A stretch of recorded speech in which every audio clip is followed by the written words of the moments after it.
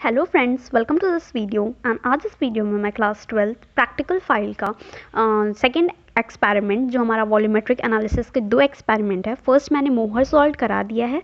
अगर आपने वो वीडियो नहीं देखा एंड आपको वो वीडियो देखनी है तो लिंक डिस्क्रिप्शन बॉक्स में है, आप वहाँ से जाकर देख सकते हैं। एंड PDF लिंक भी डिस्क्रिप्शन बॉक्स में है, आप डाउनलोड कर सकते हैं।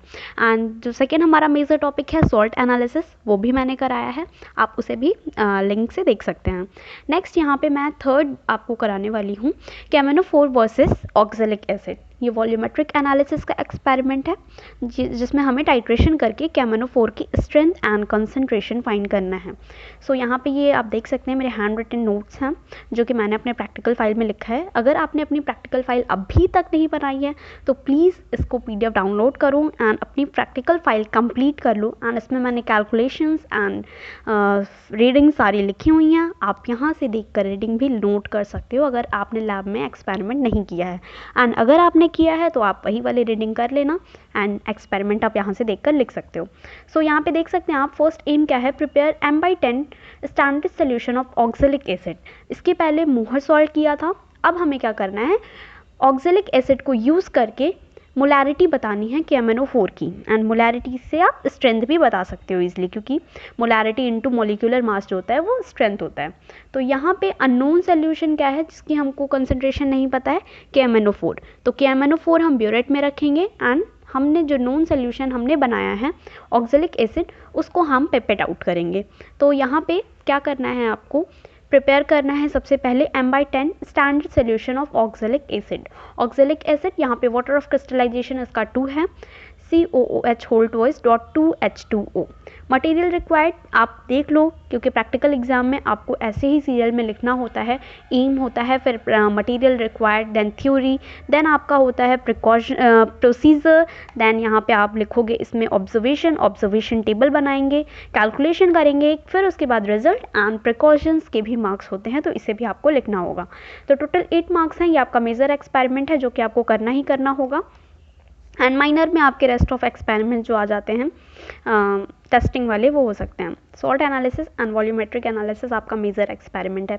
यहाँ से आप नोट कर लो थ्योरी में आपको ये वाइवा का क्वेश्चन भी हो सकता है। It is a redox titration, एक को ऑक्सीडेशन हो रहा है and reduction, oxidation and reduction simultaneously इसमें हो रहे हैं, इसलिए ये हमारा रेडॉक्स रिएक्शन है। ठीक है, यहाँ पे आप देख लो कि इसमें पोटेशियम क्या है, ऑक्सीडाइजिंग एजेंट है। तो ये भी वाइवा का क्वेश्चन हो सकता है कि इसमें से कौन सा ऑक्सीडाइजिंग एजेंट है। यहाँ पे स्ट्रॉन्ग ऑक्सीडाइजिंग एजेंट है आपका पोटेशियम परमैंगनेट, एंड ये क्या करेगा, ऑक्सीडाइज कर देगा ऑक्जेलिक एसिड को। ठीक है, तो यहाँ पे जो ऑक्सीडाइजिंग एजेंट होता है उसका होता है रिडक्शन। ठीक है, यहाँ पे ये ऑक्सीडाइजिंग एजेंट है तो पोटेशियम परमैंगनेट खुद रिड्यूस होगा एंड ऑक्जेलिक एसिड को क्या कर देगा, ऑक्सीडाइज कर देगा to carbon dioxide and acidic medium. ये रिएक्शंस है एंड यहाँ पे आपको इसकी केमिकल इक्वेशंस भी लिखनी होंगी। जस्ट इसके लेफ्ट ब्लैंक पेज पर आप लिखना, इसी के सामने, थ्योरी के जस्ट सामने बगल में ये इसकी केमिकल इक्वेशंस हैं, ये आपको लर्न होनी चाहिए। प्लीज़ इसको लर्न कर लेना, क्योंकि इससे ही आपका रेशियो जो M1V1 = M2V2 आता है वो इससे आता है एंड इस पर भी मार्क्स होते हैं। यहाँ पे नेक्स्ट क्वेश्चन आपका ये हो सकता है वाइवा के लिए, why we don't use any indicator in this redox titration, क्योंकि यहाँ पे KMnO4 क्या है, सेल्फ इंडिकेटर है। ठीक है, इसका खुद का पिंक कलर होता है जिससे हमें इंडिकेटर यूज़ करने की ज़रूरत नहीं है। यहाँ पे एंड पॉइंट क्या होता है, जब कलरलेस से परमानेंट पिंक कलर आ जाता है, आप टाइट्रेशन करते हैं, वो डिसअपियर होने लगता है कलर, बट लास्ट ड्रॉप पर, जब लास्ट ड्रॉप आपका KMnO4 का आप डालते हैं ऑक्जेलिक एसिड में, जब आपका कलरलेस से परमानेंट पिंक आ जाता है, फिर और फर्दर कलर डिसअपियर नहीं होता है, वो हमारा होता है एंड पॉइंट। फिर उसी वॉल्यूम को, वही रीडिंग आपको नोट करके कैलकुलेट करना होता है। आई होप आपको ये समझ में आ गया होगा कि इसमें करना क्या है। अब यहाँ पे आप क्या है, फर्स्ट आपको क्या करना है, प्रिपेयर करना है। ठीक है, तो यहाँ पे जो भी एम होगा उसके अकॉर्डिंग ही आप प्रिपेयर करिएगा। जैसे यहाँ पे मैंने M/20 स्टैंडर्ड सोल्यूशन लिखा है। अगर एग्जाम में आपके आ जाता है M/20 तो आप M/20 करना, M/10 है। यहाँ पे मैंने काफ़ी सारे वो दे दिए हैं, जैसे एग्जाम में ये लिख सकते हैं आपको 100 ml of M/20 solution of oxalic acid ही बनाना है, इसी कंसनट्रेशन का। वैसे ये कोई बाउंड नहीं है कि आप यही यूज़ करो, आप अगर एक्सपेरिमेंट कर रहे हो लैब में तो आप कोई सा भी इसमें से बना सकते हो, 100 ml, 250 ml, M/10 का, M/20 का, M/50 का, ये it's totally depend upon you. पर अगर एग्जाम में लिख दिया कि आपको आपको इतने का ही बनाना है, तो आपको फिर उसके अकॉर्डिंग ही अपने कॉपी में लिखना होगा, ठीक है, उसी के अकॉर्डिंग ही कैलकुलेशन करनी होगी। तो यहाँ पे मैंने काफ़ी सारे एम लिख दिए हैं एक्सपेरिमेंट के। तो यहाँ पे 100 ml में है, तो यूनिटरी मेथड आप सिंपली लगाओगे। ये देखो यहाँ पे प्रिपरेशन का मैंने जो लिखा है मैं वो दिखाती हूँ आपको। सिंपली आपको यूनिटरी मेथड लगाना है। मोलर मास आपको याद होना चाहिए, एग्जाम में जाके मोलर मास मत भूल जाना, नहीं तो फिर तो आगे आप कर ही नहीं पाओगे। ऑक्जेलिक एसिड 126 ग्राम, यहाँ पे 1000 ml 1 मोलार ऑक्जेलिक के लिए 126 ग्राम चाहिए होता है, ठीक है। तो सिंपली यूनिटरी मेथड, तो 250 ml m/10 के लिए कितना चाहिए होगा, सिंपली आप क्या करोगे 126 डिवाइडेड बाय 1000, 250 के लिए चाहिए तो इंटू 250 इंटू m/10 मतलब 1/10। तो यहाँ पे आपका आ जाएगा ग्राम कि आपको इतना ऑक्जेलिक एसिड चाहिए, ठीक है। 100 ml बनाने के लिए यहाँ पे कितना 250 लिया, सॉरी 250 m/10 बनाने के लिए आपको इतना ग्राम ऑक्जेलिक एसिड चाहिए।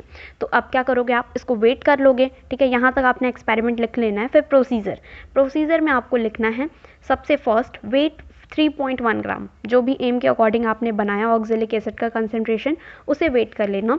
देन यहाँ पे क्रिस्टल्स लेने हैं, इसके कितने लोगे जो आपने वहाँ पे कैलकुलेट करके निकाला है, 3.1 ग्राम वेट करना। फिर उसके बाद इसको डिसॉल्व कर लेना है वाटर में। आपको वाटर कितना लेना है, जितना लिखा होगा। अगर 100 ml का बना रहे हो तो 100 ml वाटर लेना, 250 का बना रहे हो तो 250 ml वाटर लेना। तो यहाँ पे 250 ml m/10 oxalic acid solution आपका बन जाएगा, ठीक है। इसको फ्लास्क में लेना, शेक करना। एंड एक चीज़ इसमें नोट करने वाली पॉइंट ये है कि आपने जब मोहर सॉल्ट का किया था तो वहाँ पे प्रिपरेशन जब आप किए थे मोहर सॉल्ट का, तो मोहर सोल्यूशन का, तो वहाँ पे आपने 10 ml कंसनट्रेटेड H2SO4 डाला था। पर आपको यहाँ नहीं डालने की, यहाँ कोई नीड ही नहीं है डालने की, क्योंकि वहाँ पे हमने क्यों डाला था, आपने कंसनट्रेटेड H2SO4 डाला था वहाँ पे to check the hydrolysis of ferrous sulphate. पर यहाँ पे तो फेरस सल्फेट है ही नहीं, यहाँ पे आपको किसी को भी हाइड्रोलिसिस को रोकना नहीं है, तो यहाँ पर आप नहीं डालोगे, ठीक है। कंसनट्रेटेड H2SO4 आपको यहाँ पे यूज़ नहीं करना है।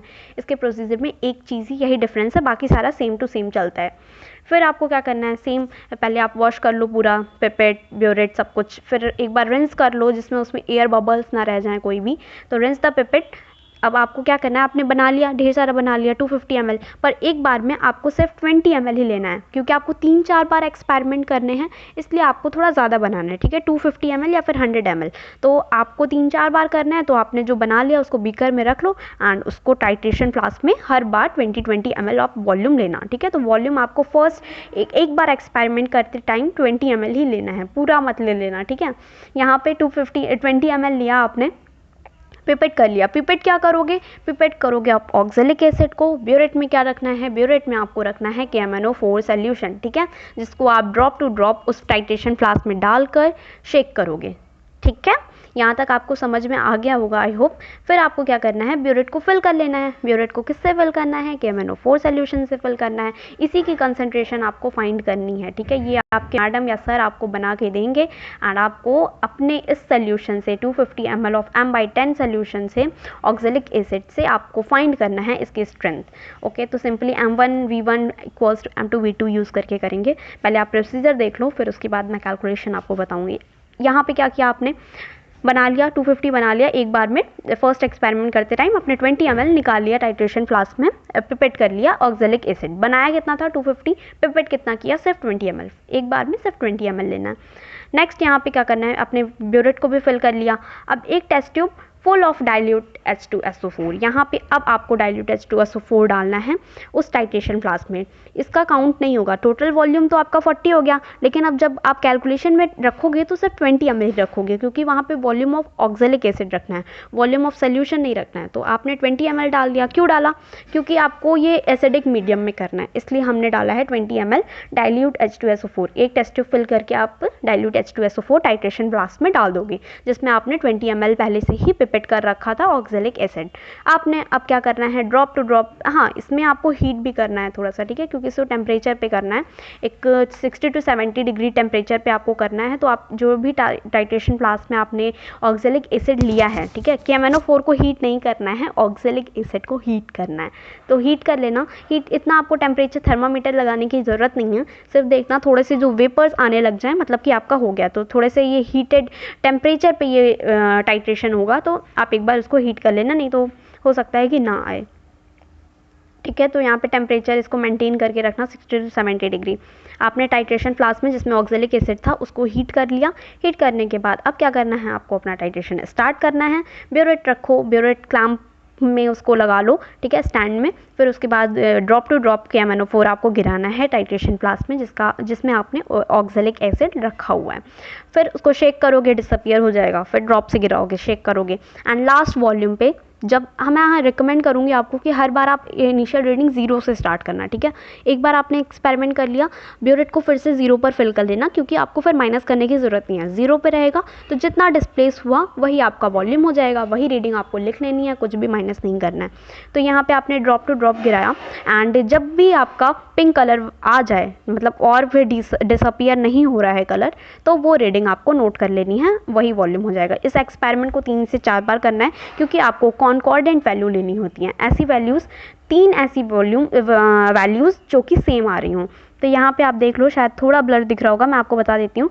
इनिशियली मैंने बोला ब्यूरेट को हमेशा एक बार एक्सपेरिमेंट किया, ठीक है, मेरी रीडिंग आई 16, मतलब वॉल्यूम कितना डिस्प्लेस हुआ 16 पे वो आ गया, तो मतलब हमारा वॉल्यूम हो जाएगा 16। KMnO4 यूज़ कितना हुआ 16 ml। नेक्स्ट टाइम मैंने क्या किया, 16 से ही नहीं स्टार्ट किया, मैंने फिर से भर दिया ब्यूरेट को KMnO4 से, 0 से किया, नहीं तो आपको यहाँ पे माइनस करना होता। तो यहाँ पे फिर से 0 भर दिया, मैंने सेकेंड टाइम किया, फिर से 16 आया। तो देखो यहाँ पे मीन नहीं निकालना होता है, यहाँ पे कॉन्कॉर्डेंट वैल्यू लेनी होती है, ऐसी वैल्यूज़ जो कि सेम आ रही हों। 3 या 2 ऐसी वैल्यूज़, तो 2 मिल गई तो बस आप लिख लो।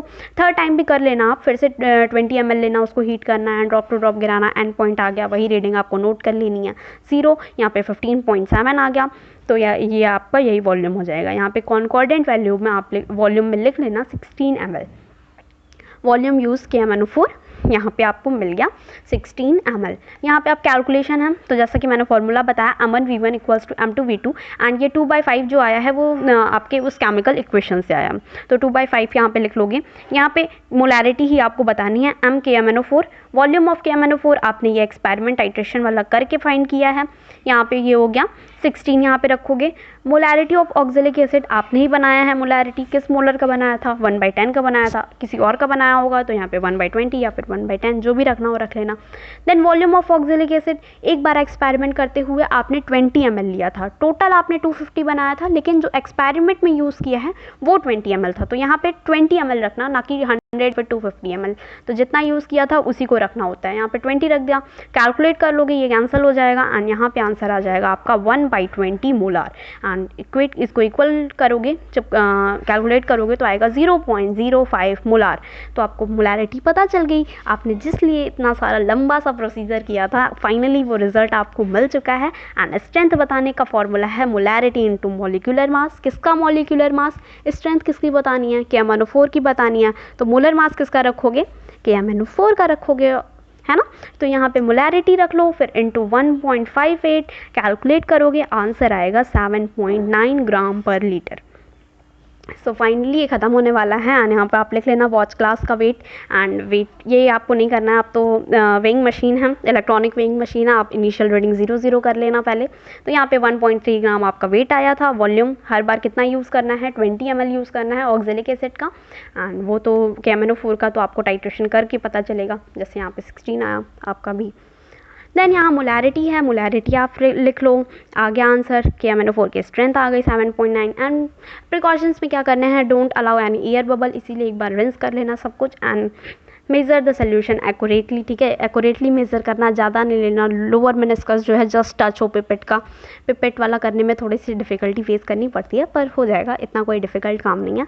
एंड फाइनली ये टाइट्रेशन वाला एक्सपेरिमेंट आपका कंप्लीट, मतलब इतना अच्छा एक्सपेरिमेंट है, ये बहुत मज़ा आती है। केमिस्ट्री लैब में अगर आपने किया होगा तो इस ईयर तो शायद ना पॉसिबल हो पाया हो, तो प्लीज़ आराम से आप रीडिंग नोट कर लेना एंड पूरा एक्सपेरिमेंट लिख लो। प्रैक्टिकल एग्जाम्स के लिए all the best, and all the best for your board examination to.